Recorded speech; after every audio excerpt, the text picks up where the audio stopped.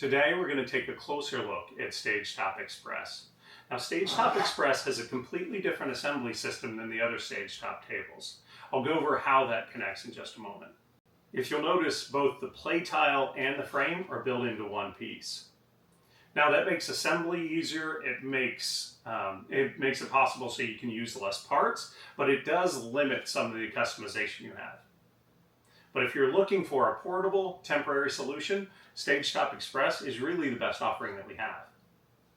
A couple printing tips when you're printing one of these. First, you will print in this orientation. This will actually use a bridge. It will be fine, trust it, but you will want to use a brim because sometimes the corners tend to lift, and this can be a long print when you're printing one of these. We have made these a little bit thinner than some of the early tests, but it still is rather long print, and you don't want the corners to be really rough as you're after a 6 or 7 hour print. So use brims, both inner and outer. They're a little bit hard to pull off, a little bit of post-processing, but it'll be fine. The other printing tip is you'll notice, how do you get these cool patterns on top? Set your top surface pattern to either concentric, and that will give you more like the diamond look, or I think these are Archimedean chords, I think that's the name of it. I really like that look. Okay, so that's the frame, that's what it looks like. It is very sturdy in and of itself, but let me show you how they connect together. Go ahead and turn all that over. There is one connector that we have, the connector, and we're still playing with the tolerances on this and the grip strength. They will go together, they will be tight. I do want to warn everybody, they will be tight to the finished product. That's super important to make sure we give you the sturdiest table possible, and also to eliminate any flex that there is. These will slide in, like so, in here. There's one, then you're going to bring your two frames together. They will go that way.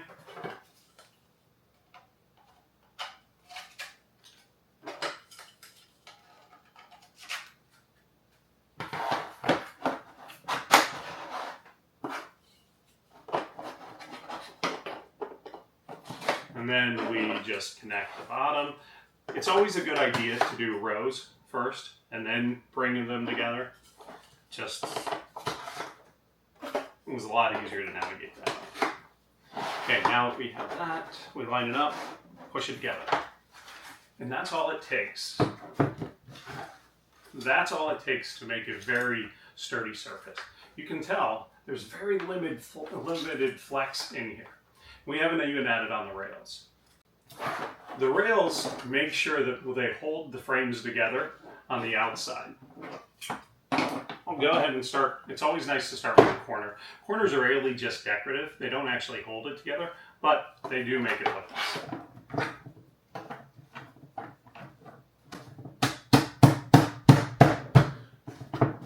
All right, there's a corner. Now the straight rails. You can decide from just a standard straight rail. There's a card holder, a component holder, and even a dice tray. This is where you hold your dice, you roll them here. Also, one of the things we unlocked is an extension. This actually gives you another 2 inches of play space here. And we have it in the straight. All of these accessories also come in an extended version. Let me go ahead and add the rails all the way around. For now, I'm just going to use the standard rail.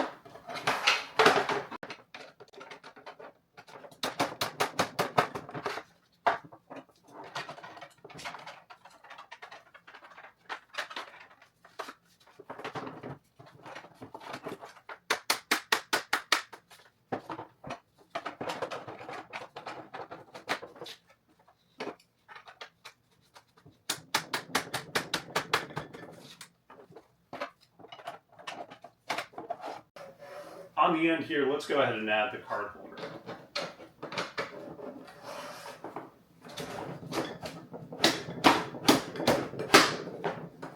All right, there we have it. That's just a 2x2 frame, and you can see how sturdy that is. Next, let's go ahead and add legs. Legs are very simple to add, just like any other StageTop table, and the legs here are compatible with other tables, and other tables' legs are compatible with it.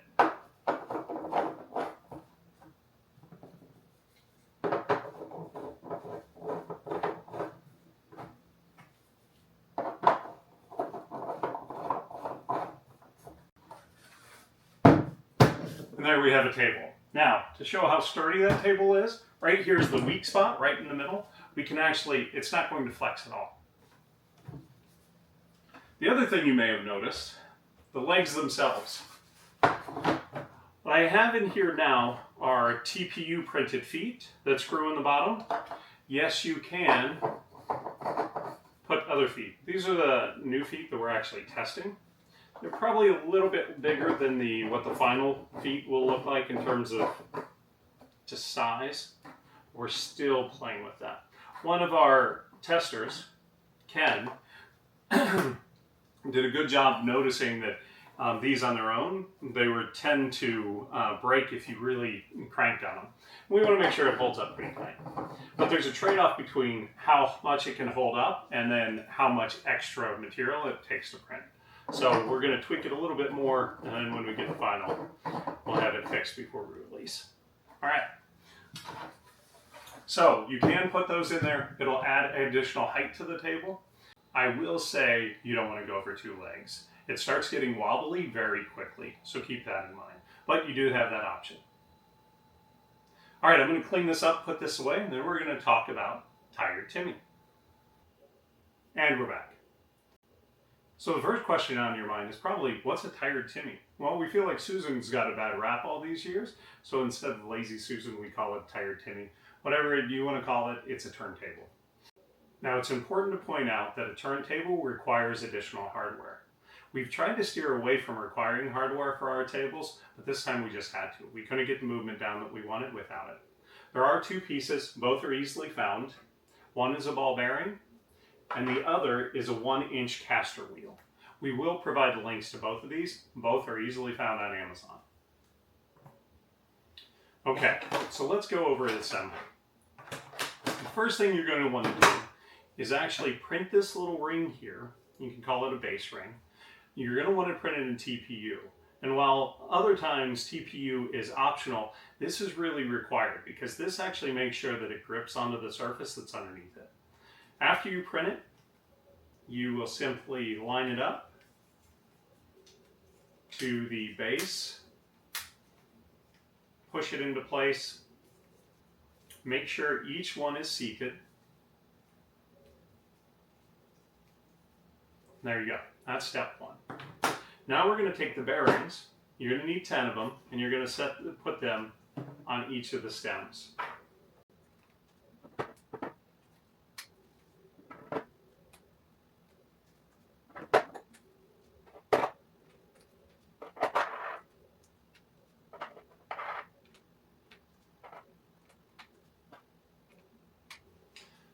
After you do that, this is optional. I like to do it. There's these little caps that screw onto the stem that will make sure that you hold your bearing in place.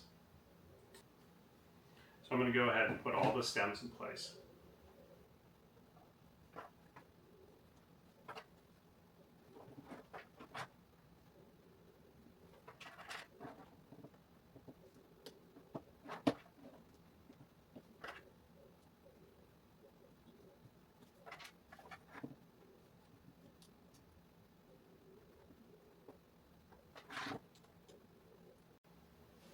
Okay, now the bearings are seated, they're not going to go anywhere. I'm going to set this aside for now. I'm going to mount my base, or the hub, into the actual bottom of the table. Now there's 2 different types of this depending on where the center of your table is. It is important that you place this in the center of your table. So I'll go ahead and seat this in here. Then I'm going to use our, what do we call these? Our connectors. I can't think of the actual name right now. Those get turned in. You're going to want to take a butter knife just to twist it to make sure it's all the way in.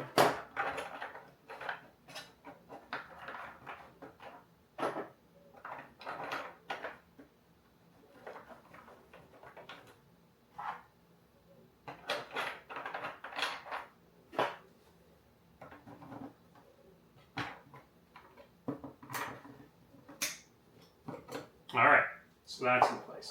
Now we put our wheels. Now this is where the casters come in, and this is a really important piece. So these this is the part you 3D print, and there's holes in the bottom of this, and you will set this on, and you will line the holes up with the holes in the bottom. And by the way, it's pretty standard.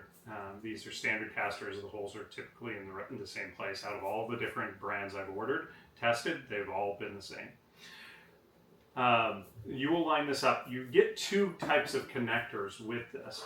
One is a little sticky double-sided pad. Do not use this when you're attaching these to the legs. The reason why is, think of the table as actually millimeters matter. And how it works is the hub is slightly taller than the legs, and the outside presses down just slightly. The higher, and we tested this in height, and it varies a little bit as well, and we may actually end up providing more than one of these based on how big the table is. But essentially the edges bow down just a little bit. If these were too high, the edges would keep the table up too much, and then the center would actually move around, and you want to avoid that. So do not use this. Actually take the 4 screws that come with it and use those screws to screw it into the little foot.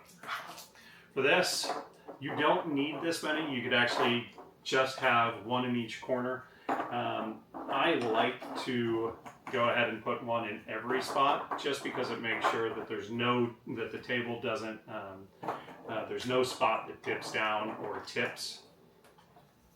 So I can place this in the spots.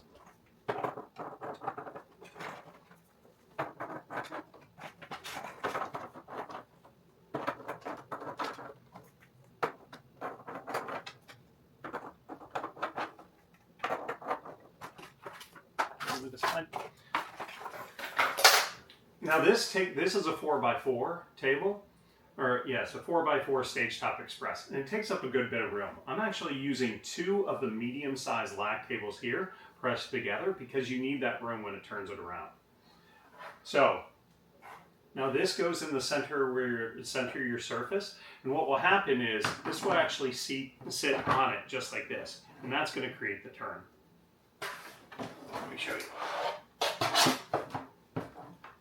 I'm going to put this right here, or I could set it down in the middle, but this is going to be a little easier for me. And there you have the table.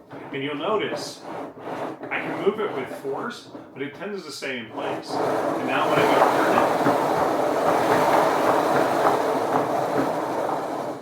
to turn it, thank you for watching. Thank you for your support. Please let me know if you have any questions.